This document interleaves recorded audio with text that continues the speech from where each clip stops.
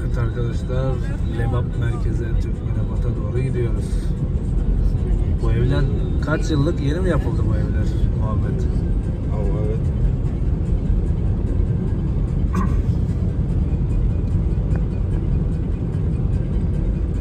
Belki arkadaşlar sizlerin evinden doğru geçiyoruz.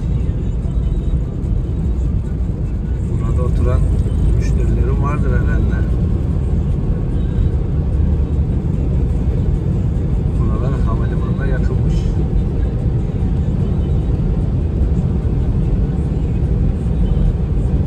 Bu evlerin üstündeki yazıları diye yazmışlar. Mesela kalpte ovaz, günler aydın, iyi şeyler, özgür vatan, özgür vatan,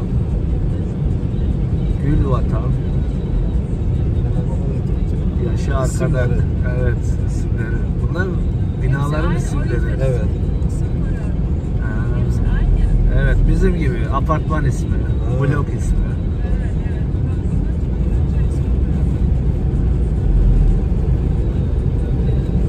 Bu peki isimler adreslerinde geçiyor değil mi? Hani bizim oturduğumuz yerde Hakan Apartmanı diye. Bunlar da öyle. Yok, bu orada numaransa geçiyor. Ha. Bana pazar. Ateş.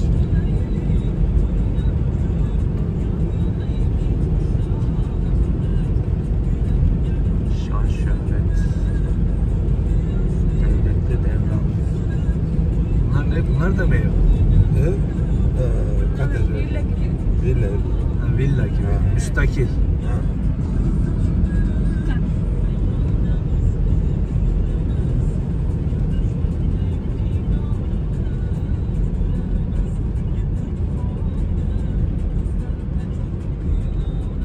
Buranın ipodrom.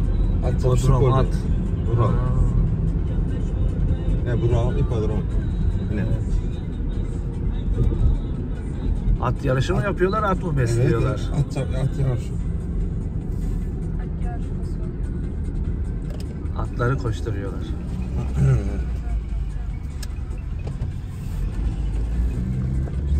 Evet, şu anda 5.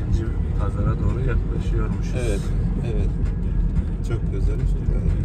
Yani başlıyor pazar. Burada ne satılıyor, her şey? Orada hepsi Bu var. ne? 10 lira. Ha. Amudarya değil mi bu?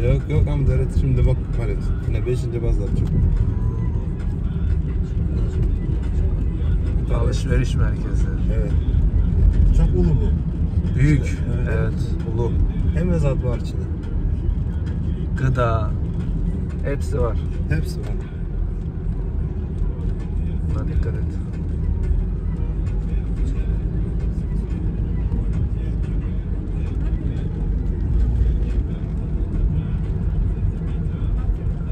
Evet arkadaşlar, Lebap da düzenli bir şehirmiş.